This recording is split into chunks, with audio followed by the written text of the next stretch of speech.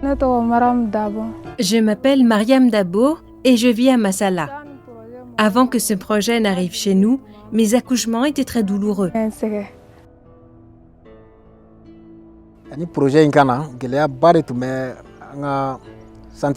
Avant que ce projet n'arrive, notre centre de santé était confronté à beaucoup de difficultés, tels que des taux élevés de mortalité des enfants de moins de 5 ans, ainsi que celui des femmes pendant l'accouchement. Dans le but de contribuer à améliorer l'accès des filles et des garçons vulnérables à des soins de qualité, Plan International Mali, avec l'appui technique et financier de l'UNICEF, a mis en œuvre le projet d'appui au renforcement du système de santé, du système communautaire pour l'amélioration de la couverture des interventions de suivi de l'enfant et l'appui à la lutte contre la COVID-19. Ce projet est mis en œuvre au niveau de la région de Kaï, dans les districts sanitaires de Kaï, Kita, Bafulabe, Kenyeba, Diema et Nyure du Sahel, ainsi que la région de Koulikoro, dans les districts sanitaires de Kati, Dioïla et Fana. Commençons notre visite par Dioïla pour comprendre les raisons du choix des zones d'intervention. Pourquoi ce choix? Parce que c'est des zones qui avaient des couvertures très basses dans le cadre des interventions de la survie de l'enfant. Donc, tout ce qui est activité de vaccination, tout ce qui est activité de CPN, tout ce qui est activité de malnutrition, nous avons constaté des taux trop bas. Alors, les résultats attendus de ce projet, c'est de diminuer le nombre d'enfants de 0 à 23 mois et les femmes enceintes qui sont manquées par les services de vaccination, de nutrition, de consultation prénatale, y compris la prévention de transmission mère-enfant du VIH dans les 9 districts sanitaires. Plusieurs services techniques de l'État ont pris part à ce projet, dont les services locaux du développement social et de l'économie solidaire, qui furent chargés de la mise en œuvre des différentes activités du projet. En collaboration avec l'ONG Plan International, c'est sous forme de convention qu'on appelle stratégie faire-faire. Donc, et ils nous donnent des ressources. Maintenant, la mise en œuvre des activités sur le terrain revient maintenant au service local de développement social et de l'économie sociale de Fana. Au démarrage du projet, il y eut d'abord des formations et renforcement de capacités, tant au niveau des centres de santé de référence que des aires de santé communautaires. On a d'abord commencé à partager le projet avec tous les acteurs d'abord, notamment les ASACO, les directeurs techniques de CESCOM, l'équipe cadre même du CCRF, bien sûr en associant l'administration, la sous-préfecture qui est le représentant de l'État. Le projet a débuté en juin 2020, alors que le Mali faisait face à la pandémie de Covid-19. De ce fait, les premières activités du projet ont concerné les sensibilisations contre la maladie, avec le concours de plusieurs radios communautaires qui ont été formées à cet effet, dont la radio Kunandia de Kita. Neni plan bɛ baara kɛ ɲɔgɔn fɛ cogoya min na o de ye c'est que contrat dɔ bɛ an ni ɲɔgɔn cɛ ni o ye bɛnkan sɛbɛn bɛnkan sɛbɛn min kɔnɔna la an kan ka baara minnu kɛ. Je suis lié à Plan International par un contrat dans lequel je m'engage à assurer la transmission de l'information afin de sensibiliser les populations sur l'importance des consultations prénatales, des analyses de sang chez les femmes enceintes, les tests de VIH/SIDA chez les femmes en état de grossesse. Nous abordons aussi les thématiques telles que la planification familiale, la vaccination, la Covid-19 et autres. Thème caman b'a kɔnɔ la Covid corona ko o fɛn an bɛ baara kɛ nin bɛɛ lajɛlen kan. On a eu à organiser des tables rondes sur la maladie à coronavirus avec les radios de proximité. Aussi, nous avons eu à réaliser des caravanes de sensibilisation dans les grandes foires, des gros villages, des communes pour sensibiliser la population par rapport à la maladie à coronavirus. Hormis tout ça, ce même projet a eu à nous doter en masques, à nous doter en dispositifs de lavage des mains, en désinfectant, en gel et en bavette. Les activités dans le cadre du projet ont concerné aussi l'appui à la stratégie avancée en collaboration avec les différentes fédérations locales des associations de santé communautaires des zones d'intervention, encore appelées FELASCOM. Avec Plan International, nous travaillons en particulier sur des stratégies avancées, telles que les campagnes de vaccination qui se font dans les zones rurales de Fana. Ils nous ont apporté une grande aide également en nous fournissant du carburant, ce qui a facilité les déplacements de nos médecins dans le cadre de leur travail. Vous savez, avant l'arrivée du plan, les districts sanitaires avaient un taux d'abandon supérieur à 18% en termes de vaccination. C'est-à-dire qu'il y avait des enfants lors des stades avancés qui échappaient aux vaccinateurs. Afin de remédier à cette situation, 217 plateformes ont été mises en place dans les villages distants de plus de 5 km du centre de santé. Ces plateformes sont composées de 12 membres représentant différentes couches de la société, dont les associations de jeunes, de femmes, les relais de santé, les agents de santé communautaires, les matrones ainsi que les leaders religieux. Parmi les 12 choisis, sélectionner les 6 qui savent lire et écrire. Et les 6 là ont été orientés sur leur rôle et responsabilités, notamment comment faire les mobilisations, la recherche active des enfants perdus de vue et aussi les séances de sensibilisation dans le cadre notamment du Covid. Des séances de vaccination et de consultation prénatale sont organisées régulièrement au niveau des différents centres de santé communautaires, dont celui de Markakungo. On a reçu des formations et aussi on a fait des formations sur les pratiques familiales essentielles, sur la mobilisation concernant les activités de vaccination et aussi la nutrition. Donc pour cela, la matrone aussi et le vaccinateur ont été formés. Même si ces femmes viennent de la commune en question ainsi que des villages environnants, plusieurs autres femmes et enfants manquent à l'appel. Afin d'atteindre ces femmes et ces enfants qui ne viennent pas au centre de santé, une équipe composée d'un agent vaccinateur et d'une matrone se rend dans les villages et hameaux. Avant leur arrivée, les membres des plateformes informent les villageois afin que personne ne manque à l'appel. Avant, nous n'arrivions pas toujours à rencontrer la totalité des parents dont les enfants devaient être vaccinés. Cependant, aujourd'hui, depuis l'installation de la plateforme, ce problème a été réglé et nous n'avons aucun mal à trouver et à vacciner les enfants ciblés. Le rôle de la matrone est d'effectuer des consultations prénatales afin de réduire les risques de complications au moment de l'accouchement, comme ce fut très souvent le cas avant l'arrivée du projet.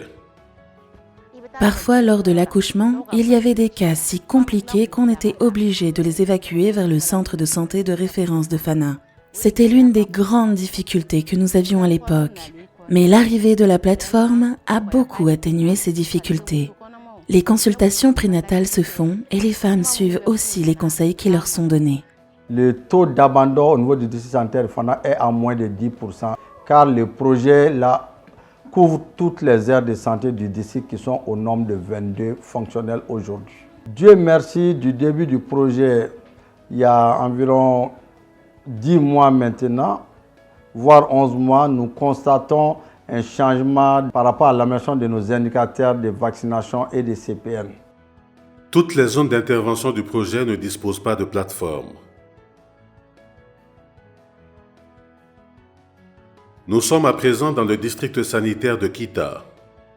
Une équipe composée d'un agent vaccinateur et d'une matrone vont eux aussi dans les villages et hameaux à la rencontre des femmes et enfants qui ne viennent pas au centre de santé.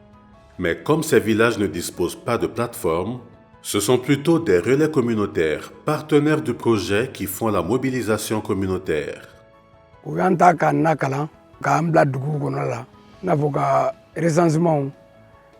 Ce projet nous a formés à recenser et sensibiliser les populations sur l'importance de la vaccination, des consultations prénatales et la façon dont les femmes doivent se protéger, elles et leurs enfants, face à des maladies telles que le paludisme et les maladies évitables par la vaccination.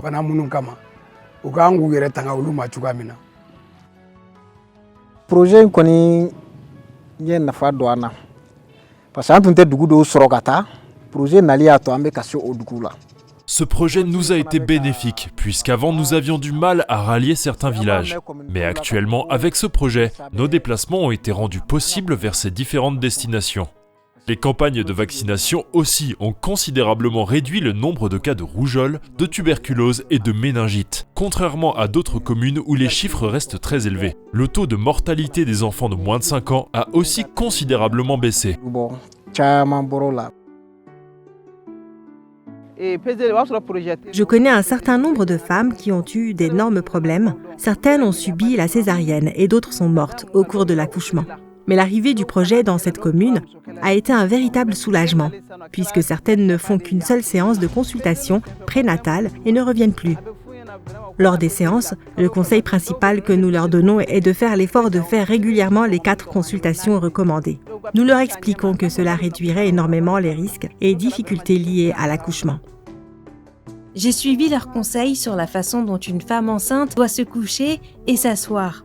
Je n'ai pas trop souffert pour mes autres grossesses. Actuellement, je suis enceinte, mais je n'ai pas vraiment de difficultés puisque je respecte les consultations prénatales. Que ce soit les indicateurs de la vaccination, de la CPN, de janvier 2021 à nos jours, tous les indicateurs ont rehaussé dans les districts de Kitaïs.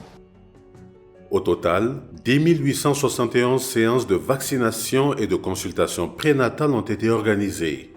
36 226 enfants ont été vaccinés avec le VAR2 et 149 445 enfants avec le Penta 3.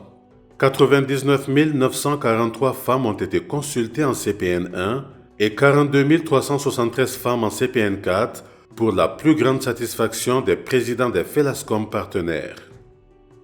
La région, par rapport au niveau national, si nous ne sommes pas deuxième, nous sommes troisième, on n'est jamais venu à quatrième pour les bons résultats parce que c'est compte tenu que le projet là est venu nous donner appui. Et il nous suit aussi de près. Retour dans le district sanitaire de Fana. Un autre volet des interventions du projet est la lutte contre la malnutrition des enfants. Pour remédier à ce fléau, plusieurs agents de santé communautaires, membres des plateformes comme Mme Diarra, ont été formés afin d'appuyer les groupes de soutien aux activités de nutrition, encore appelés GESAN. Les formations qu'on a reçues de la part de Plan International et l'UNICEF nous ont été très profitables, car elles nous ont appris à préparer les bouillies enrichies. Aujourd'hui, nous sommes aussi en mesure de former d'autres personnes. En réalité, nous avions ici les ressources pour lutter contre la malnutrition, mais nous ne savions pas exactement comment nous y prendre. La préparation de ces repas nécessite, exemple, un peu de maïs, de mil, de sorgho, d'arachide, de fonio, de pain de singe et de haricots. C'est tous ces ingrédients combinés qui permettent de lutter contre la malnutrition modérée. Quand on fait le dépistage de la malnutrition, il y a des stades. Il y a des cas de malnutrition aiguë modérée, simple. Là, on se réfère sur les céréales locales. Ces mêmes plateformes et les GESAN sont formés par rapport aux céréales sèches disponibles chez nous qui permettent de récupérer ces malnutris aigus modérés. Mais quand il s'agit des malnutris aigus sévères, ces plateformes les dirigent vers les centres de santé les plus proches, les CESCOM, où une prise en charge est faite. Arrivé au niveau du CESCOM aussi, si c'est des malnutritions aiguës sévères avec complications encore, il est du devoir aussi du CESCOM de les référer vers le centre de référence de Fana, le CCRF qui est mieux outillé pour prendre en charge ces cas de malnutrition aiguë sévère avec complications. Malgré les résultats positifs obtenus au cours de la mise en œuvre du projet dans l'ensemble des 9 districts sanitaires partenaires du projet, force est de reconnaître que des défis persistent encore et qui nécessitent une continuité des financements et des activités. Nous sommes encore jeunes, on a commencé il y a juste à peine une année pleine, donc le premier défi reste vraiment à pouvoir trouver les moyens pour vraiment continuer à accompagner les districts, nous donner le temps de nous approprier de ces résultats pour pouvoir vraiment, le jour où le projet va se retirer, pour quand même assurer la pérennité de ces activités. Alors comme autre défi aujourd'hui, il y a la non-opérationnalisation du registre électronique de vaccination et le registre communautaire. Parce que si nous avons vraiment ces registres, ça permet de faciliter la remontée des données. Alors, il faut noter aussi comme défi, il y a une faible couverture de certains districts sanitaires due à l'étendue géographique. Par exemple, nous avons le district sanitaire de Caille et le district sanitaire de Kati qui ont une grande étendue en termes d'espace géographique. Alors, il faut noter aussi l'insécurité résiduelle dans les districts sanitaires de Djema, Nyoro du Sahel, Kita, même Djoila. Donc je pense qu'aujourd'hui, nous devons mobiliser des fonds auprès de d'autres bailleurs et conjuguer les efforts afin qu'on puisse continuer à pérenniser les acquis de ce projet-là. Pour les responsables de la mise en œuvre des activités, tous ces résultats n'auraient sans doute pas été atteints sans le soutien constant de l'ensemble de toutes les parties prenantes. Alors, je remercie l'équipe de l'UNICEF pour les appuis techniques et financiers au cours de la mise en œuvre, la direction de plan pour le management et la collaboration avec plusieurs partenaires locaux et régionaux. Parmi les partenaires, il faut citer les directions régionales de la santé, les directions régionales du développement social, les directions régionales de la promotion de la femme. Il faut noter les centres de santé de référence des 9 districts avec leur personnel. Il faut noter aussi le niveau communautaire, les ASACO, les SESCOM, les FELASCOM et surtout vraiment les agents au niveau périphérique, surtout vraiment les vaccinateurs, les matrones et les DTC qui se sont beaucoup impliqués dans la réussite vraiment des résultats obtenus. Mes remerciements vont également à l'ensemble du staff de l'équipe du projet qui n'a ménagé aucun effort pour pouvoir réaliser les activités qui lui ont été assignées. Je remercie les collectivités parce que nous n'avions vraiment pas eu de difficultés dans la mise en œuvre de ce projet dans les localités concernées. Du côté des bénéficiaires, ce projet a permis de réduire de façon significative les taux de mortalité maternelle et infantile, même si une continuité des activités serait grandement appréciée. On avait trop de soucis avec la gestion des déchets biomédicaux. Grâce à l'appui des plans, aujourd'hui, les districts ils ont pu nous donner 8 incinérateurs qui ont été réalisés dans les aires de santé qui n'en disposaient pas. Ce même partenaire plan a donné il y a juste 4 mois 2 motos de vaccination à 2 aires de santé qui étaient en détresse. Nous voulons qu'il continue à nous soutenir, car la vérité est que nous ne pouvons pas évoluer tout seuls pour le moment, même si nous faisons de notre mieux. Mais ce sont les activités du projet qui renforcent notre système de santé. Si le projet s'arrête, notre système de santé ne continuera pas de s'améliorer. Ce projet de plan a permis d'améliorer la qualité des soins et la santé de nos populations, et par la même occasion, de réduire les dépenses relatives aux soins.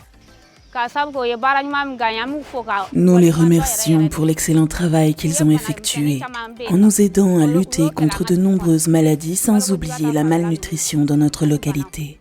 Je remercie l'équipe de plan parce qu'ils nous ont aidés à lutter contre la malnutrition.